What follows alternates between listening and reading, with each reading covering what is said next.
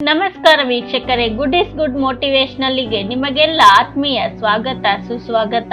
ಇವತ್ತಿನ ವಿಡಿಯೋದಲ್ಲಿ ನಾವು ಅತ್ಯಂತ ಪ್ರಮುಖವಾದ ವಿಷಯ ಅಂದರೆ ಹಿಂದೂ ಧರ್ಮದಲ್ಲಿ ತೆಂಗಿನಕಾಯಿ ಬಾಳೆಹಣ್ಣನ್ನು ಶುದ್ಧತೆಯ ಸಂಕೇತವಾಗಿ ಪರಿಗಣಿಸಲು ಕಾರಣ ಏನಿರಬಹುದು ಎಂದು ಈ ವಿಡಿಯೋದಲ್ಲಿ ನೋಡೋಣ.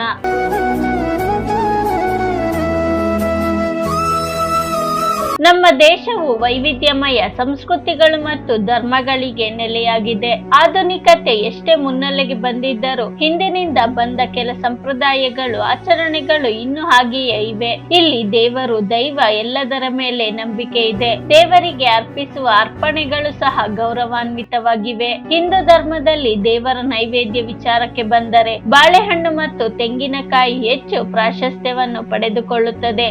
ಬೇಕಾದಷ್ಟು ಹಣ್ಣುಗಳಿದ್ದರೂ ಶುದ್ಧತೆಯ ಮತ್ತು ಭಕ್ತಿಯ ಸಂಕೇತವಾಗಿ ದೇವರಿಗೆ ಬಾಳೆಹಣ್ಣು ಮತ್ತು ತೆಂಗಿನಕಾಯಿಯನ್ನು ಮಾತ್ರ ಅರ್ಪಿಸಲಾಗುತ್ತದೆ. ತೆಂಗಿನಕಾಯಿ, ಬಾಳೆಹಣ್ಣನ್ನು ಶುದ್ಧ ಹಣ್ಣುಗಳು ಎಂದು ಪರಿಗಣಿಸಲು ಕಾರಣಗಳನ್ನು ನೋಡುವುದಾದರೆ, ಪ್ರಕೃತಿಯ ಪವಿತ್ರ ಸೃಷ್ಟಿ. ಇವೆರಡು ಪ್ರಕೃತಿಯ ಪವಿತ್ರ ಸೃಷ್ಟಿ. ಕಲಬೆರಕೆ, ಎಂಜಲು ಇಲ್ಲದೆ ಬೆಳೆಯಲಾಗುತ್ತದೆ. ತೆಂಗಿನಕಾಯಿಯನ್ನು ಒಮ್ಮೆ ಒಡೆದರೆ ಸಂತಾನೋತ್ಪತ್ತಿ ಸಾಮರ್ಥ್ಯ ಇರುವುದಿಲ್ಲ.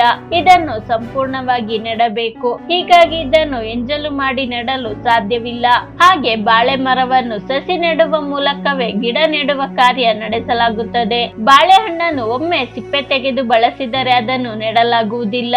ಬಾಳೆಹಣ್ಣನ್ನು ದೇವರ ಪೂಜೆಗೆ ಅರ್ಹ ಮತ್ತು ಮಂಗಳಕರವಾಗಿ ನೋಡಲಾಗುತ್ತದೆ.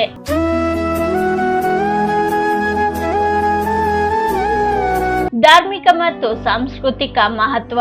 ಮೊದಲನೆಯದಾಗಿ, ಬಾಳೆ ಮರದ ಎಲೆ, ಕಾಂಡ, ಹಣ್ಣು, ಕಾಯಿ ಎಲ್ಲವೂ ಬಳಕೆಗೆ ಯೋಗ್ಯವಾಗಿದೆ ಮತ್ತಿದನ್ನು ಕಲ್ಪವೃಕ್ಷ ಎಂದು ಪರಿಗಣಿಸಲಾಗುತ್ತದೆ. ಹಿಂದೂ ಆಚರಣೆಗಳಲ್ಲಿ ಬಾಳೆಹಣ್ಣಿಗೆ ಬಲವಾದ ಸಾಂಕೇತಿಕ ಅರ್ಥವಿದೆ.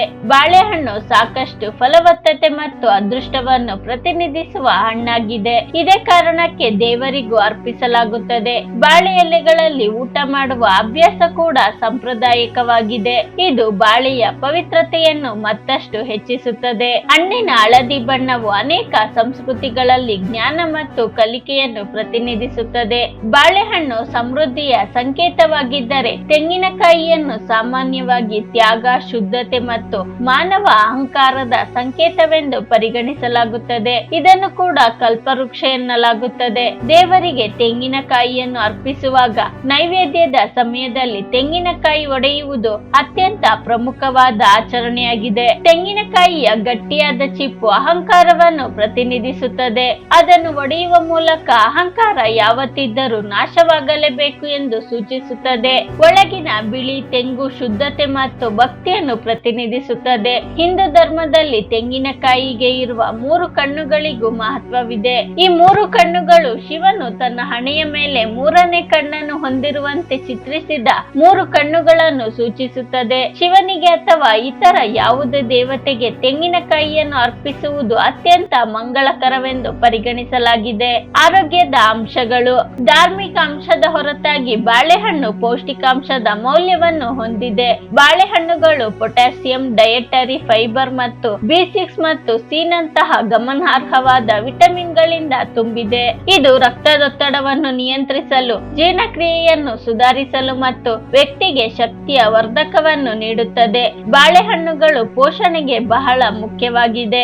ಬಾಳೆಹಣ್ಣುಗಳು ಮೃದುವಾದ, ಜೀರ್ಣವಾಗುವ ಮತ್ತು ಆಯುರ್ವೇದದ ಪ್ರಕಾರ ಮೂಲಭೂತವಾಗಿ ಸಾತ್ವಿಕ ಆಹಾರವಾಗಿದೆ. ಮತ್ತೊಂದೆಡೆ ತೆಂಗಿನಕಾಯಿಗಳು ಹೆಚ್ಚು ಪೌಷ್ಟಿಕ ಆಹಾರವಾಗಿದೆ. ಎಲೆಕ್ಟ್ರೋಲೈಟ್ ಗಳನ್ನು ಒದಗಿಸುವುದರಿಂದ ಹಿಡಿದು ಅಗತ್ಯ ಕೊಬ್ಬುಗಳು, ವಿಟಮಿನ್ಗಳು ಮತ್ತು ಖನಿಜಗಳನ್ನು ನಮ್ಮ ದೇಹಕ್ಕೆ ನೀಡುತ್ತದೆ. ತೆಂಗಿನಕಾಯಿಯೊಳಗಿನ ನೀರು ಹೆಚ್ಚು ಮೌಲ್ಯಯುತವಾಗಿದೆ. ಅದು ಹೈಡ್ರೇಟ್ ಮಾಡುತ್ತದೆ ಮತ್ತು ಅದರ ಬಿಳಿ ಕಾಯಿ ಆರೋಗ್ಯಕರ ಕೊಬ್ಬುಗಳು ಮತ್ತು ಫೈಬರ್ನ ಅತ್ಯಂತ ಶ್ರೀಮಂತ ಮೂಲವಾಗಿದೆ. ತೆಂಗಿನಕಾಯಿಯನ್ನು ದೀರ್ಘಕಾಲದವರೆಗೆ ಆಹಾರ ಮತ್ತು ಔಷಧವಾಗಿ ಬಳಸಲಾಗುತ್ತದೆ. ಆಯುರ್ವೇದವು ತೆಂಗಿನಕಾಯಿಯನ್ನು ಅದರ ತಂಪಾಗಿಸುವ ಸ್ವಭಾವದಿಂದಾಗಿ ಸೂಪರ್ ಫುಡ್ ಎಂದು ಪರಿಗಣಿಸಲಾಗುತ್ತದೆ. ಇತಿಹಾಸ ಮತ್ತು ಸಂಪ್ರದಾಯ. ತೆಂಗಿನಕಾಯಿಗಳು ಮತ್ತು ಬಾಳೆಹಣ್ಣುಗಳು ಅತ್ಯಂತ ಪುರಾತನವಾದ ಧಾರ್ಮಿಕ ಪುಸ್ತಕಗಳಲ್ಲಿ ಒಂದಾದ ಋಗ್ವೇದದಲ್ಲಿ ಉಲ್ಲೇಖಿಸಲಾಗಿದೆ. ಪೂಜಿಸಲ್ಪಡುತ್ತವೆ. ದೇಶದ ಅನೇಕ ಭಾಗಗಳಲ್ಲಿ ಬಾಳೆ ಮತ್ತು ತೆಂಗನ್ನು ಪವಿತ್ರವೆಂದು ಪರಿಗಣಿಸಲಾಗುತ್ತದೆ. ಮದುವೆಗಳು ಮತ್ತು ಧಾರ್ಮಿಕ ಹಬ್ಬಗಳಲ್ಲಿ ಬಾಳೆ ಗಿಡದ ಬಳಕೆಯು ಭಾರತೀಯ ಸಮಾಜವು ಈ ಸಸ್ಯಕ್ಕೆ ಪ್ರಾಚೀನ ಕಾಲದ ಪ್ರಾಮುಖ್ಯತೆಯ ಬಗ್ಗೆ ಹೇಳುತ್ತದೆ. ತೆಂಗಿನಕಾಯಿ ಅನೇಕ ವೈದಿಕ ಆಚರಣೆಗಳು ಮತ್ತು ಕಾರ್ಯಗಳ ಅವಿಭಾಜ್ಯ ಅಂಗವಾಗಿದೆ. ಇದು ಶುದ್ಧತೆ, ಪವಿತ್ರತೆಯನ್ನು ಸೂಚಿಸುತ್ತದೆ. ಪ್ರಮುಖ ಹಬ್ಬಗಳಲ್ಲಿ ಕಾಯಿ ಒಡೆಯುವುದೇ ಯಾವ ಕೆಲಸವೂ ಮುಂದೆ ಹೋಗಲ್ಲ. ಒಟ್ಟಿನಲ್ಲಿ ಹಿಂದೂಗಳ ಸಂಸ್ಕೃತಿಯಲ್ಲಿ ಇವೆರಡು ಶ್ರೇಷ್ಠತೆ ಮತ್ತು ಶುದ್ಧತೆಯ ಭಾಗಗಳಾಗಿವೆ. ಈ ವಿಡಿಯೋ ನಿಮ್ಗೆ ಇಷ್ಟವಾಗಿದ್ದರೆ ಲೈಕ್ ಮಾಡಿ, ಶೇರ್ ಮಾಡಿ. ಇನ್ನು ನಮ್ಮ ಚಾನಲ್ಗೆ ಸಬ್ಸ್ಕ್ರೈಬ್ ಆಗಿಲ್ಲ ಅಂದ್ರೆ ಸಬ್ಸ್ಕ್ರೈಬ್ ಮಾಡ್ಕೊಳ್ಳಿ. ಮುಂದೆ ಬರೋ ಎಲ್ಲ ವಿಡಿಯೋಗೋಸ್ಕರ ಬೆಲ್ ಬಟನ್ ಕ್ಲಿಕ್ ಮಾಡಿ. ಧನ್ಯವಾದಗಳು.